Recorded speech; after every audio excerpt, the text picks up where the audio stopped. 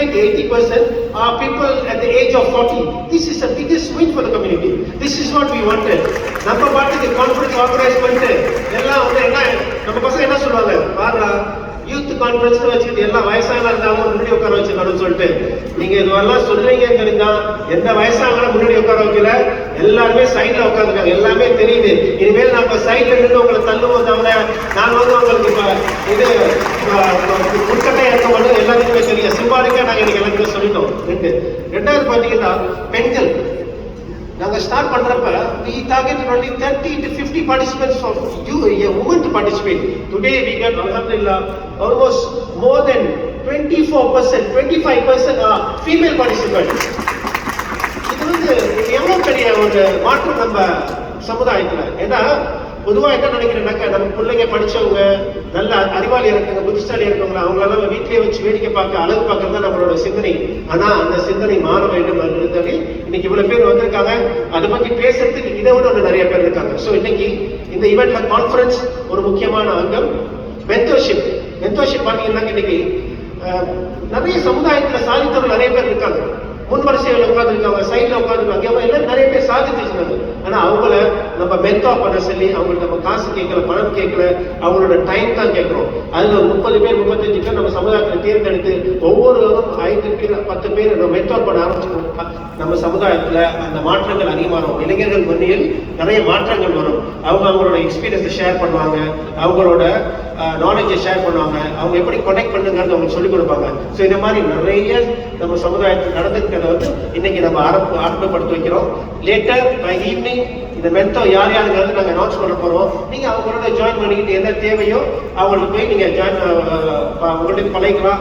மென்டோரா அவங்கள உங்கள்கிட்ட அறிமுகப்படுத்த உடனே அவங்களுக்கு போய் ஒரு 50 வழி 100 வழி கடனை கேட்டுறாதீங்க. அதுக்காண்டி மென்டோர்ஷிப் கிடையாது. மென்டோர்ஷிப் வந்து நாலேஜ், உங்களுக்குரிய திறமையை அவங்கள்ட்ட தேடி கத்துக்கிறதுக்கு தான் இந்த வாய்ப்பை நாங்கள் ஏற்படுத்தி கொடுத்தோம். அடுத்ததாக பார்த்தீங்கன்னாக்க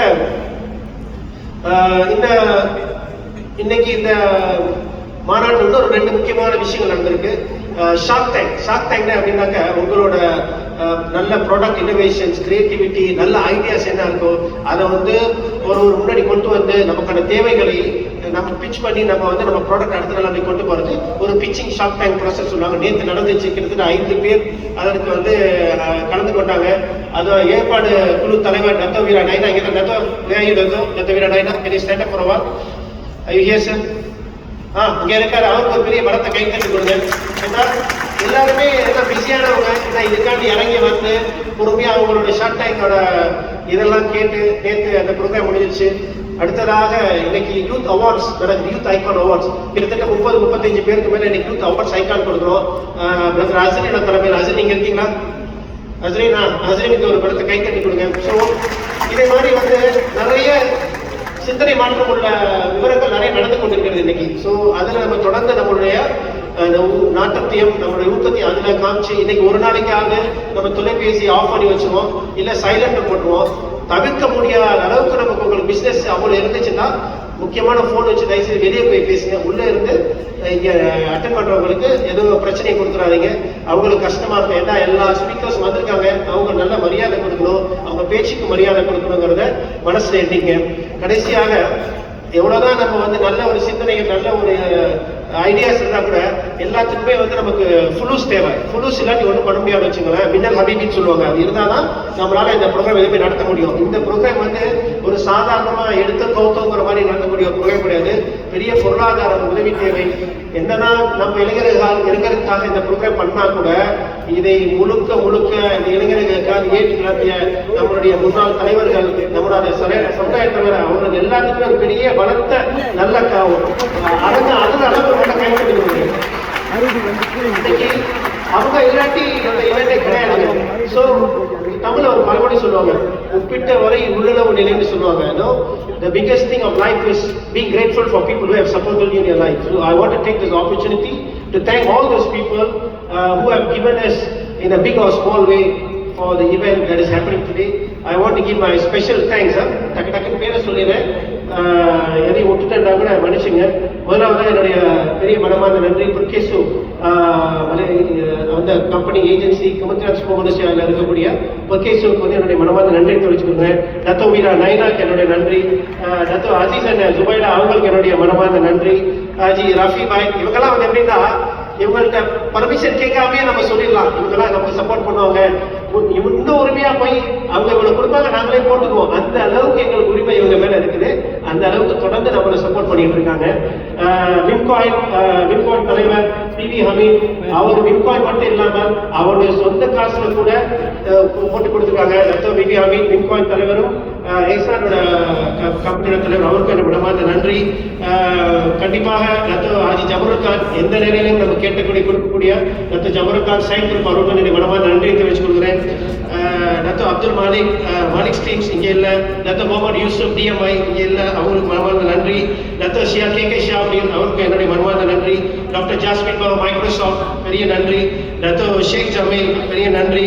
ஜமீல் கனி லீகா முஸ்லீமோட இளைஞர் தலைவர் பிரிவு அவருக்கு மனமார்ந்த நன்றி.